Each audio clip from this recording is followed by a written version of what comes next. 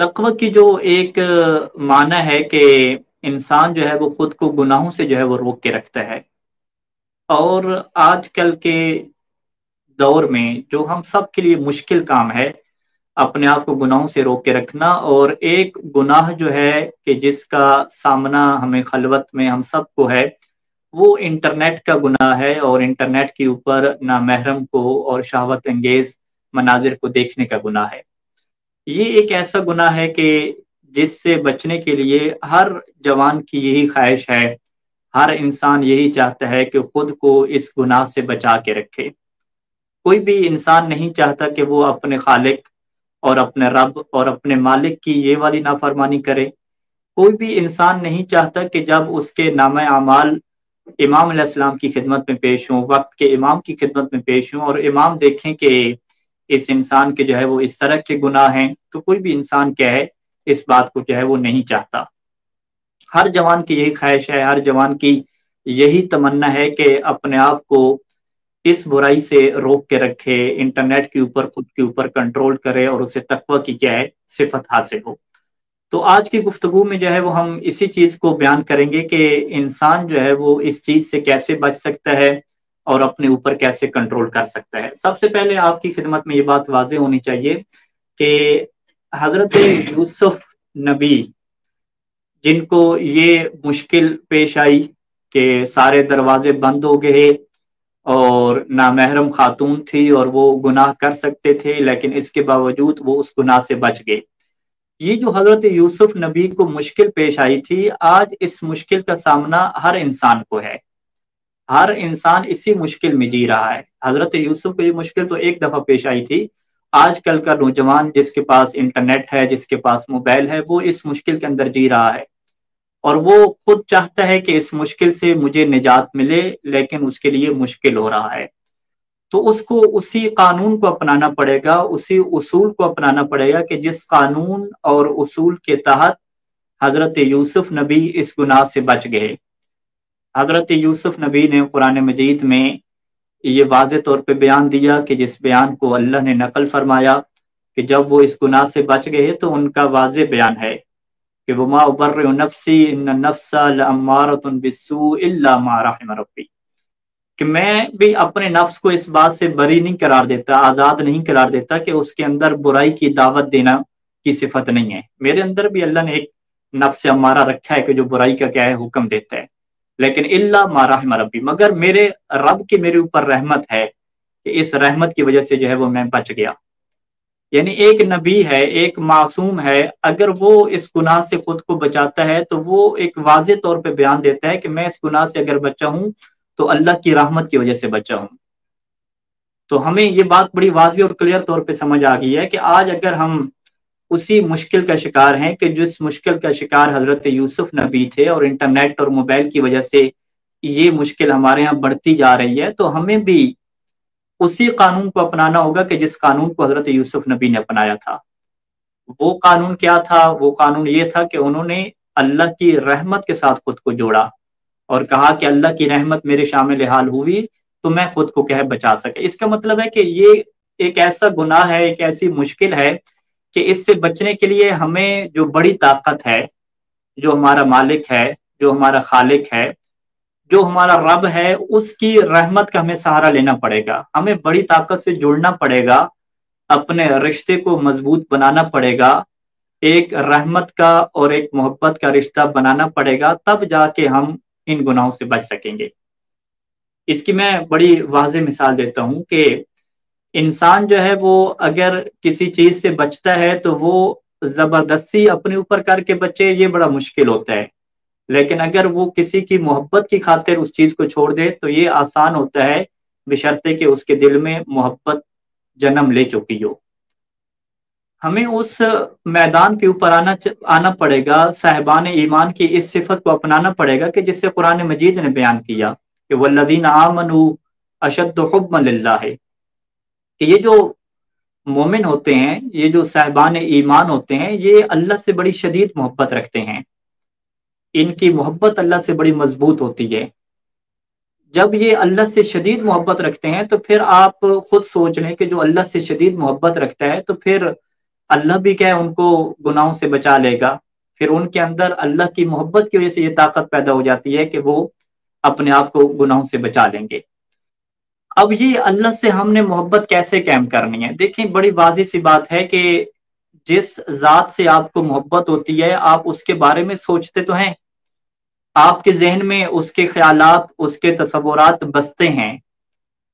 جب تک ہمارے ذہن میں اللہ کی یاد آباد نہیں ہوتی، ہمارے دل کے اندر اللہ کا ذکر، اللہ کی یاد آباد نہیں ہوتی، تو ہم جو ہے وہ خود کو اللہ کی محبت سے نہیں جوڑ سکتے۔ اور قرآن مجید نے یہ بھی واضح طور پہ بیان دیا ہے کہ یہ جو دل ہے نا، انسان کے دل، یہ ٹینشن میں ہوتے ہیں۔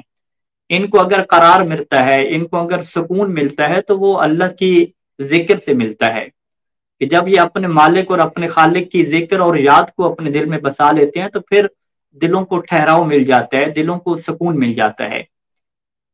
ہم گفتگو کر رہے ہیں کہ حضرت یوسف نبی جس مشکل کا شکار ہوئے، آج اس مشکل میں ہر جوان مبتلا ہے انٹرنیٹ کی وجہ سے۔ حضرت یوسف نبی نے جو قرآن مجید میں بیان دیا کہ اللہ کی رحمت کی وجہ سے میں بچا ہوں، ہمیں اللہ کی رحمت کی طرف آنا پڑے گا۔ اللہ کی رحمت حاصل کرنے کے لیے ہمیں قرآن مجید کی وہ جو صفت ہے صاحبان ایمان کی کہ اشد حبا للہ، کہ یہ اللہ سے شدید محبت کرتے ہیں، بڑی ان کی گہری اللہ سے محبت ہوتی ہے، اس کو ہمیں اپنانا پڑے گا۔ اللہ کی محبت کو اپنانے کے لیے ہمیں اپنے دل میں اللہ کی یاد کو بسانا پڑے گا، اللہ کے ذکر کو اپنے اندر بسانا پڑے گا۔ جب ہر ٹائم پہ ہم اللہ کے متعلق، قیامت کے متعلق، آخرت کے متعلق سوچنا شروع کر دیں گے تو ہمارا زندگی جو ہے وہ، ہماری زندگی میں کوئی بھی کام اور کوئی بھی پروجیکٹ تبھی ہوتا ہے کہ جب پہلے مرحلے میں ہمارا دماغ اس کو سوچنا شروع کرے۔ جب ہم کسی چیز کے بارے میں سوچ نہیں رہے تو وہ چیز ہم کر بھی نہیں سکتے۔ اسی طریقے سے جب ہم اللہ کے بارے میں نہیں سوچ رہے، جب ہم اپنے مالک کے بارے میں نہیں سوچ رہے، جب ہم اپنے خالق کے بارے میں نہیں سوچ رہے، اس کی یادیں ہمارے دل میں نہیں ہیں، تو پھر ہم اس کی اطاعت کی طرف بھی نہیں جا سکتے۔ پھر جو چیزیں اللہ نے ہمارے اوپر حرام کر دی گئی ہیں ہم اس سے بھی نہیں رک سکتے۔ یہ ایک بڑی واضح سی اور کلیئر سی بات ہے کہ جب اس ذات کا خیال اور تصور ہی ہمارے ذہن میں نہیں آباد ہوا، اس کو ہم نے اپنے دل میں جگہ ہی نہیں دی، اس کو ہم نے اپنے اندر آباد ہی نہیں کیا، تو ہم کیسے جو ہے پھر اس کی اطاعت کی طرف بڑھیں گے؟ تو یہ وہ راز ہے کہ جو حضرت یوسف نبی نے بتایا کہ جب تک آپ اللہ کی رحمت سے خود کو نہیں جوڑتے، جب تک اللہ کے ساتھ ایک محبت کا رشتہ قائم نہیں ہوتا، تو آپ ایسے گناہوں سے نہیں بچ سکتے۔ اب یہ رشتہ محبت کا کیسے قائم ہوگا؟ اس کے قائم کرنے کا یہی طریقہ ہے کہ ہم اللہ کے بارے میں سوچنا شروع کریں۔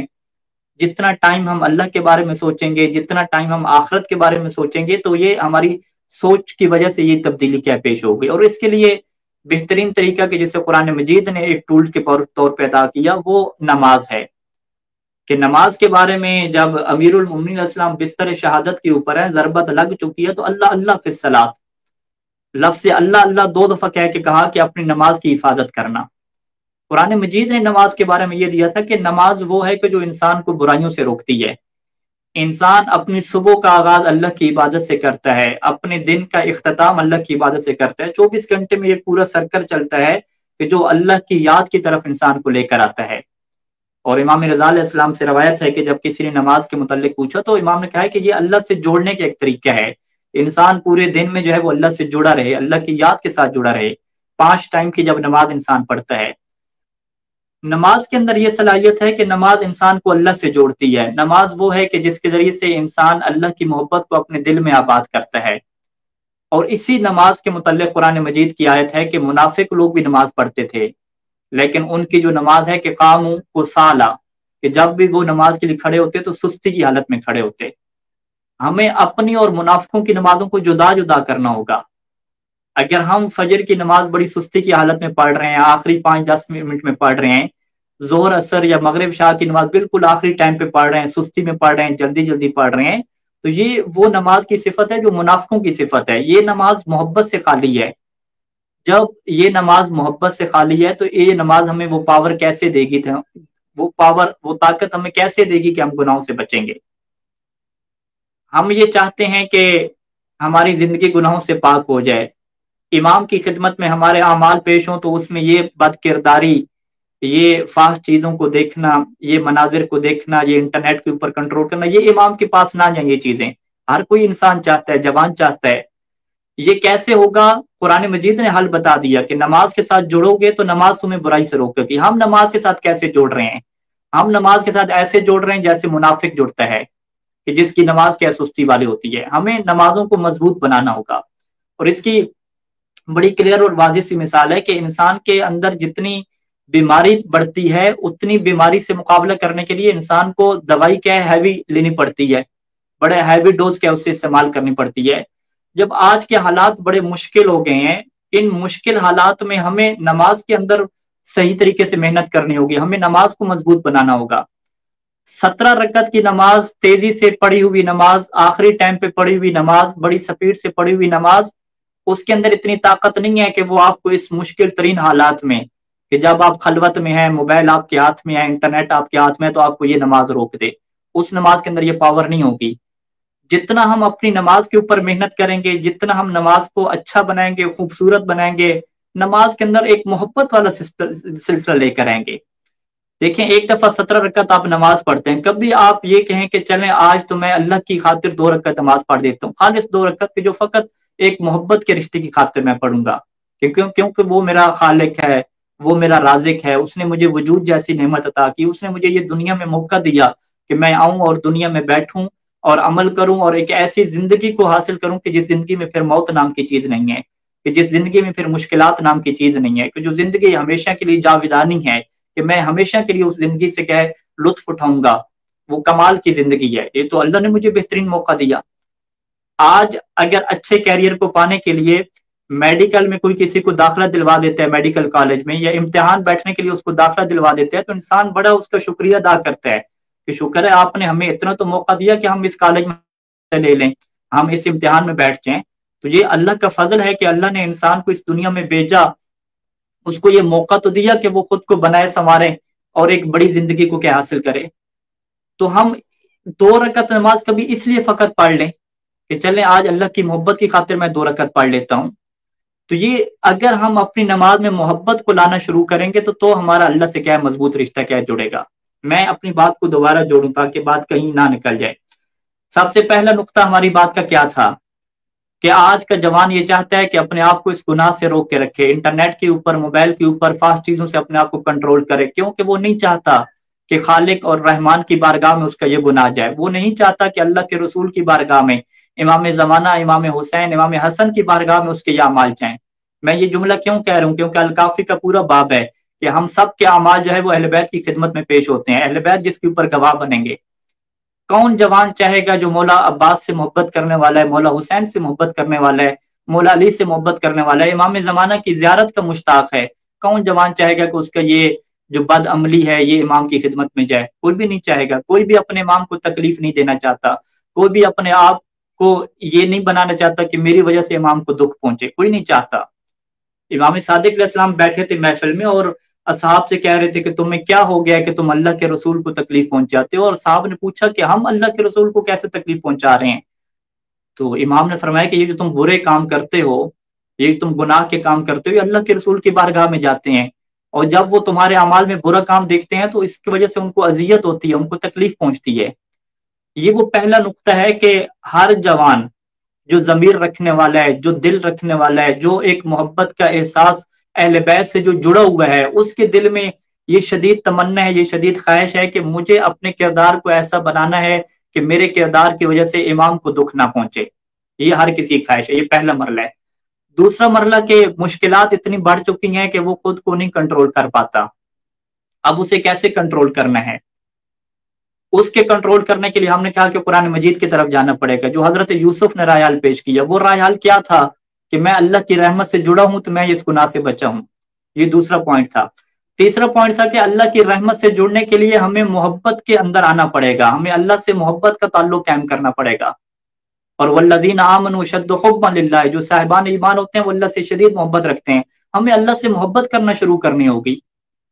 یہ تیسرا نقطہ ہے۔ چوتھا نقطہ کہ اللہ سے شدید محبت کیسے ہوگی؟ کہ جب ہم اپنے دل میں، اپنے دماغ میں، اپنی سوچوں میں اللہ کو بسائیں گے، آخرت کو سوچیں گے، ہر ٹائم پہ اللہ کو سوچیں گے، اپنی سوچ کو بدلیں گے۔